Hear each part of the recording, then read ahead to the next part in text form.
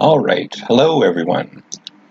So, since I had to do it anyway, I'm going to do a quick tutorial on how to connect a PlayStation 4 controller to your PC wirelessly and with a micro USB. Now, to start, you're going to want to go to whatever internet browser you use and go to inputmapper.com. Once you're there, you're going to go to Downloads.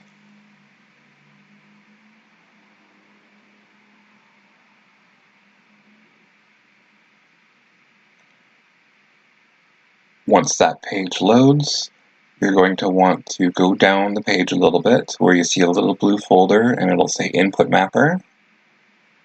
Click on that.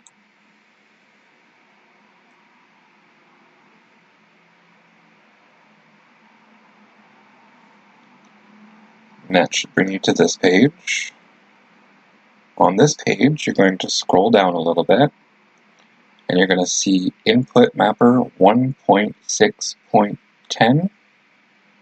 And all the way along there, you're going to see votes, and click on the download, the yellowy orange download button at the end.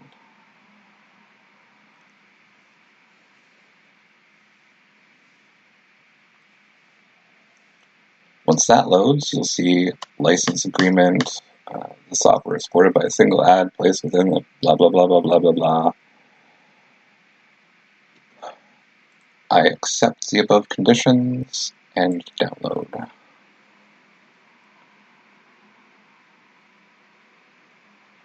Now, depending on what browser you use, I'm using Chrome, so my download pops up here.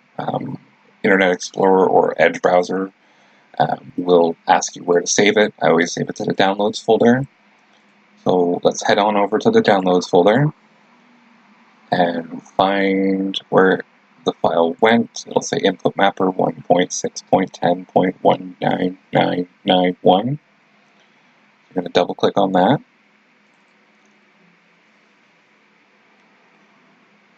And you can close these. We don't need them anymore. It'll say, do you want to allow an app from an unknown publisher to make changes to your device? As long as it says Input Mapper 1.6.10.19991.exe, you're good to go. So click yes.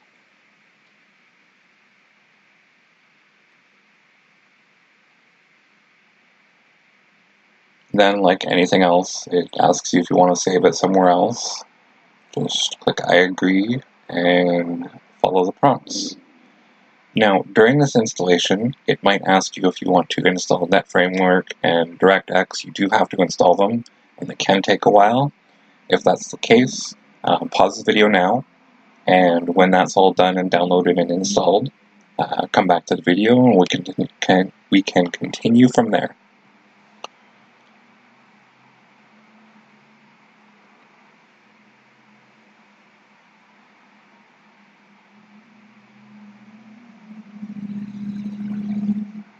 Also, during that part that you just saw there with the command prompt window, it might ask you if you want to install a driver. Just click yes. Since I've already done it, it didn't show up. And once that's done, just click finish. Once it installs, what you're going to want to do is double click on the icon on your desktop, Input Mapper. When it opens, it will open minimized to your system tray. And it will show up in here as a little white controller. All you do is double click on that.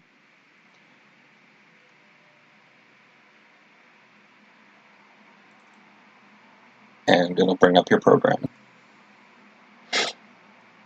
Now, from here, if you're connecting it with Bluetooth, you're going to want to go back into your system tray, click on your Bluetooth device's icon,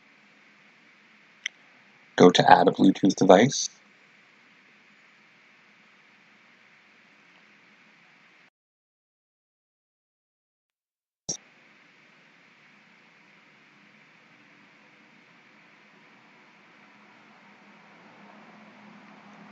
You get here, you're just going to click on the first one, it says Bluetooth. Now it says add a device, make sure your device is turned on and discoverable. Select a device below to connect. Since I've already done it, it won't show up for me, but what you're going to do is pick up your PlayStation 4 controller and hold down the share button first, along with the PlayStation button. Now hold them both down until the light on the back of your controller starts to blink rapidly. Once that happens, it will show up here as a wireless controller. All you do is click on it, and it will do all of the setup for you. Once that's done, you can close your settings, come back to your program. Once it's properly connected and ready to go, it will show up here at the top of your program. It will show you your signal strength, your battery life. Wow, my controller's almost dead. And all of that great stuff. Now, a couple of things that I do personally is I'll go to settings. I will turn exclusive mode off. I am not sure what or how it works yet. If you know, feel free to leave a comment and let me know, because I'd like to change the color of my light on the back of my controller. So I turn that off, and then I go over to notifications and I turn all of these off because they pop up. They're kind of annoying when you're playing a game, and if you're playing a resource-heavy game, it can make the game lag, which is, as you know, very annoying. So once you're done all that, and you've got it shows up here, probably the light on the back of your controller will be yellow or green. So just minimize this, then open any emulator of your choice, or Steam, or whatever you want to play. We're going to use Project 64 because that's what I use the controllers for. Most Steam games I use a keyboard. I'm going to hit continue.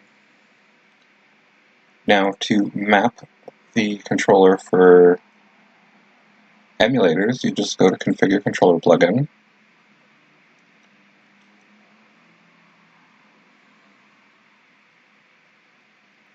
And wait until the key map pops up.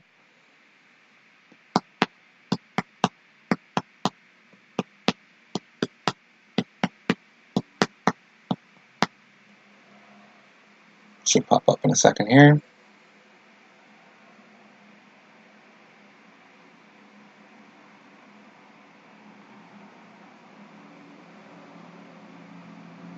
Come on.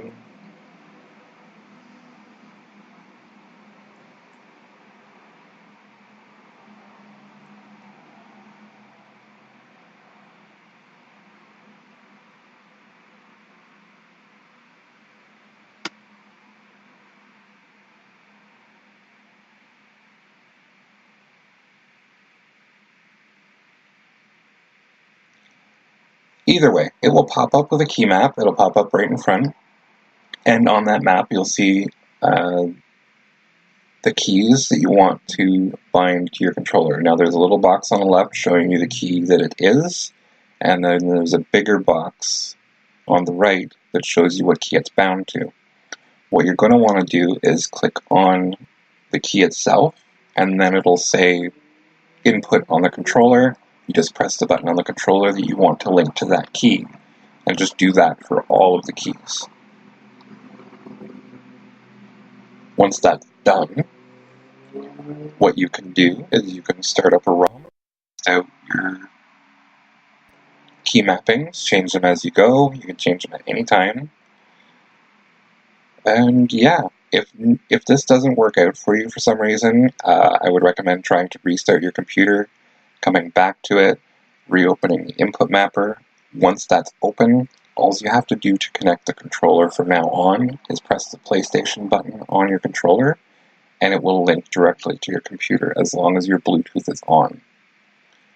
Now, if you are using a micro USB cable, all you have to do is connect one end to the computer and the other end to the controller.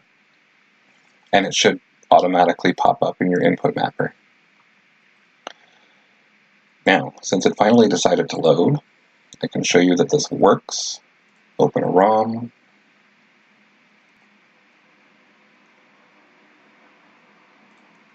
Go to Super Mario. Open.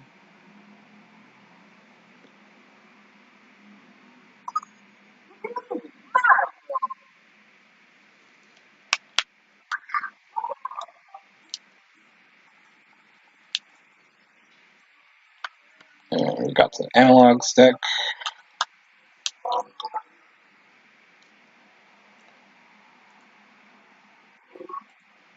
I'm going to load state, make things faster. But yeah, it works.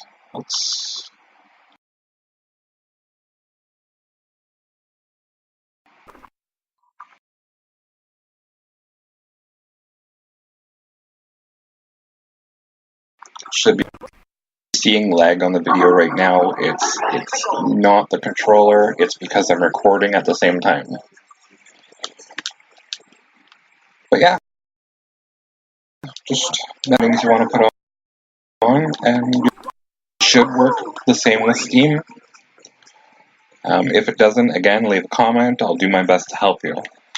Aside from that, thanks for watching. If you liked the video, hit that like button and subscribe. I should be doing more tutorials and crazy stuff like that.